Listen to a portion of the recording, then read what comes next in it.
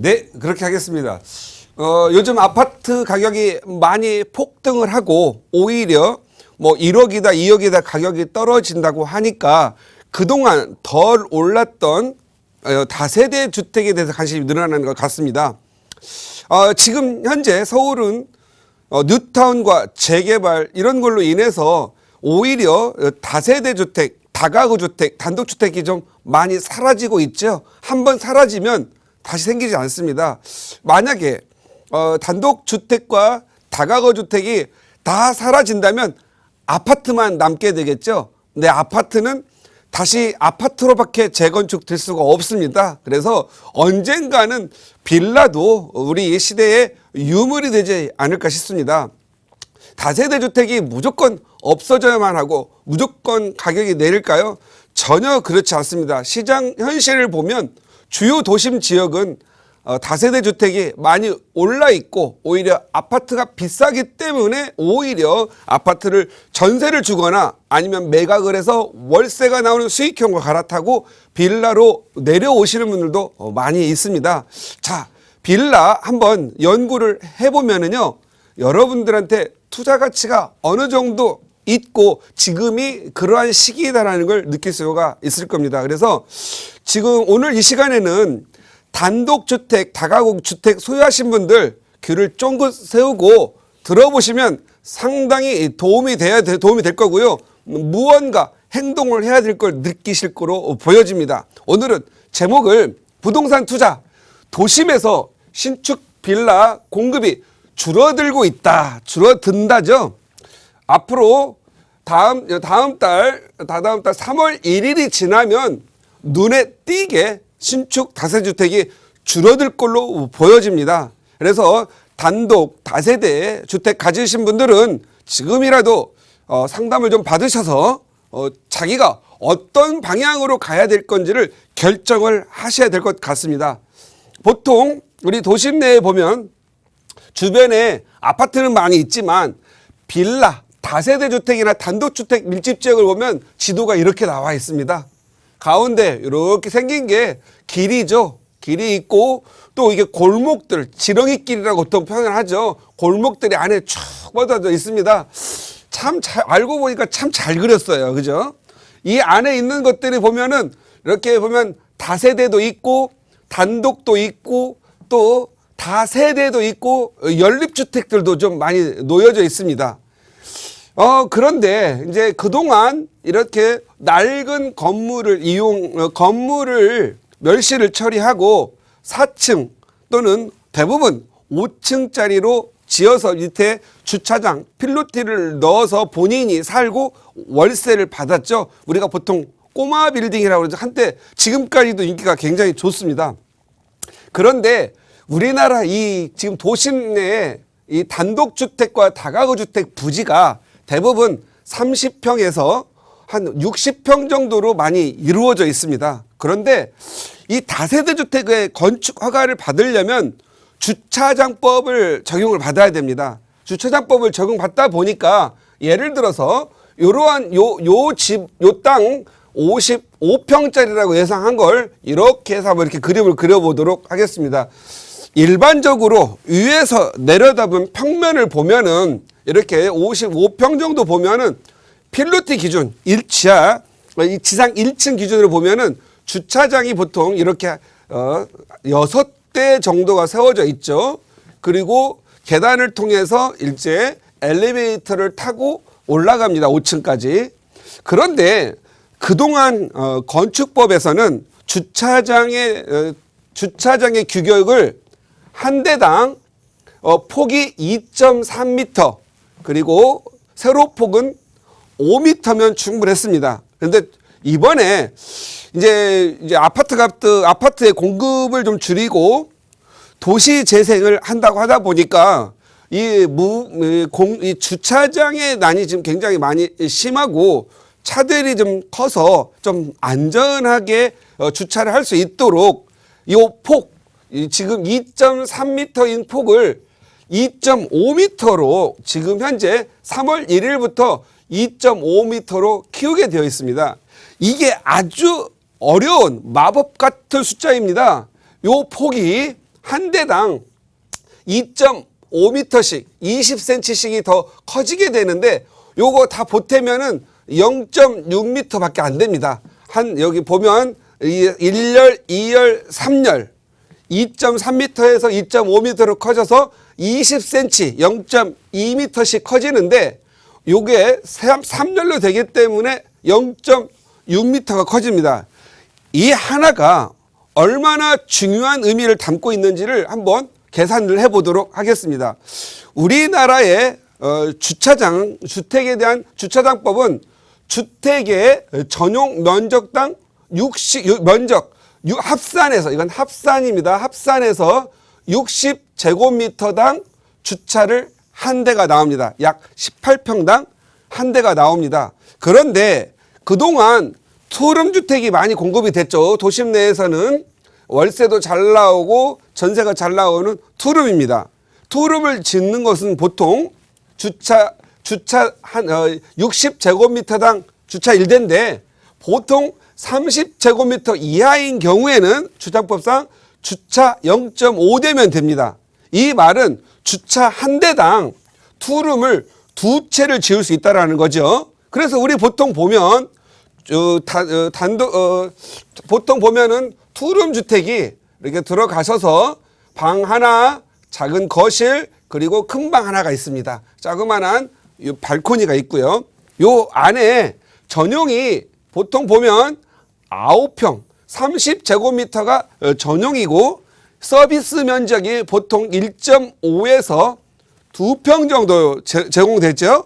그래서 보통 지금 나오는 투룸은 공부상, 등기상으로는 9평 정도가 나오고 실 전용 면적, 실 사용 면적은 보통 11.5에서 12평으로 나옵니다.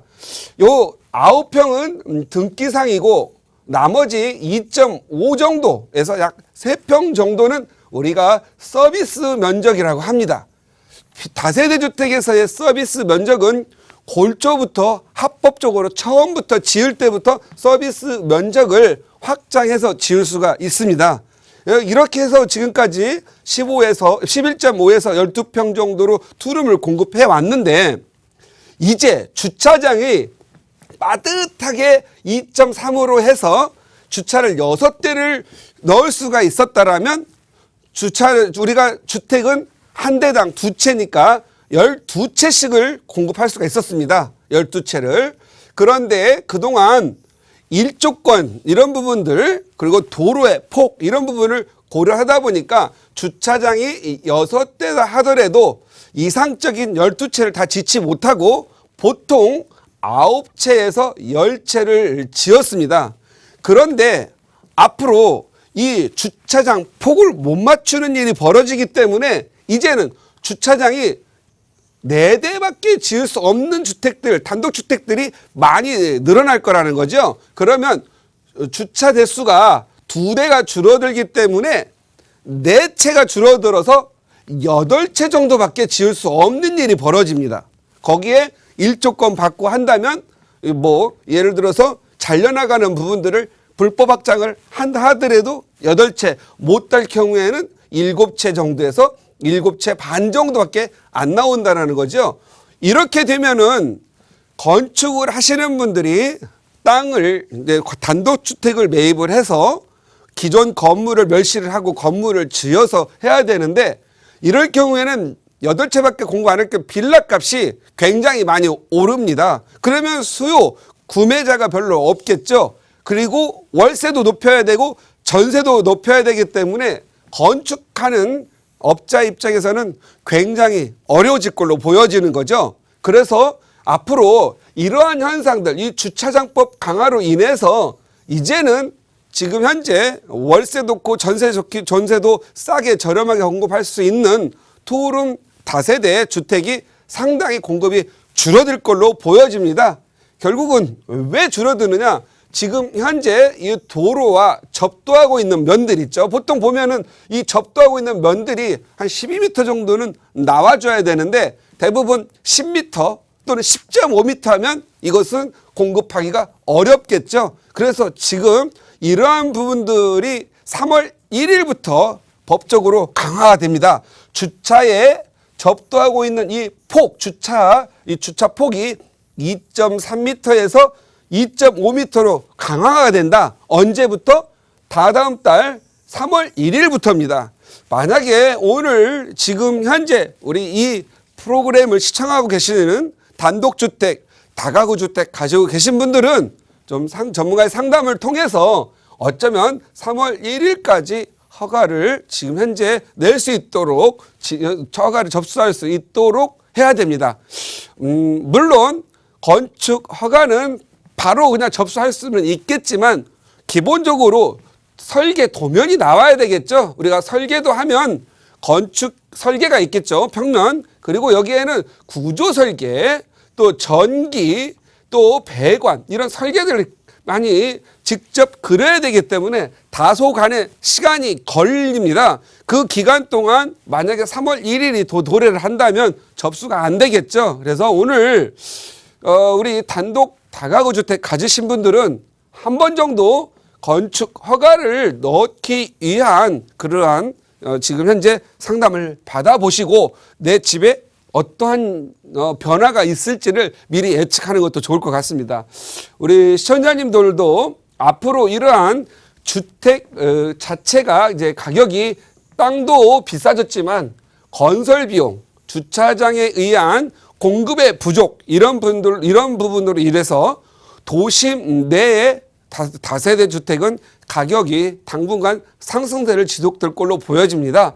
이 상승의 원인은 첫 번째 아파트 가격이 많이 올라 있고 아파트가 좀 불안하다라는 부분이고 아파트는 전세를 놓자니 갭이 50% 거의 55% 떨어져서 큰 목돈이 들어갑니다. 갭이 너무 크기 때문에 투자하기가 어렵겠죠. 그리고 또 재건축 받기 위해 지금 안전진단 강화로 인해서 많이 까다로워졌기 때문에 오히려 주거 다세대 주택 같은 경우에는 이 주거 지역의 평균 노후도가 60% 필수지요. 20년 된 다세대 노후된 건축물이 평균 60%가 있다라면 재개발의 대상이 되기 때문에 오히려 요즘은 도심 내에 재개발이 가능한 지역의 신축 다세대를 많이 살려고 하죠. 왜냐하면 다시 말씀드리지만 이제는 건물을 지을 수 있는 땅들이 거의 없어지기 때문에 지을 수 있는 땅 다세대를 공급할 수 있는 단독주택, 다가구주택이 얼마 없기 때문에 이런 데는 지은다 하더라도 기존의 건물들의 노후된 건물들이 충분히 평균 노후도를 가져가기 때문에 좀 더 기다리면 재개발에 대한 가능성이 높아집니다. 우리가 재개발, 재건축이 가능한 그러한 지역에서 새로운 새 신축 빌라를 하려고 하는 이유는 기존 구축은 땅값이 있기 때문에 가격은 높은데 전세가 낮아서 목돈이 들어갑니다. 그런데 신축 다세대 같은 경우에는 가격이 높고 최근에는 엘리베이터라든가 편의시설이 많이 들어가기 때문에 가격은 시세와 비슷하면서도 전세가 매우 높습니다. 그래서 실투자금이 덜 들어가는 갭투자 할 수 있기 때문에 신축 다세주택에 대해서 관심이 많을 걸로 보여집니다.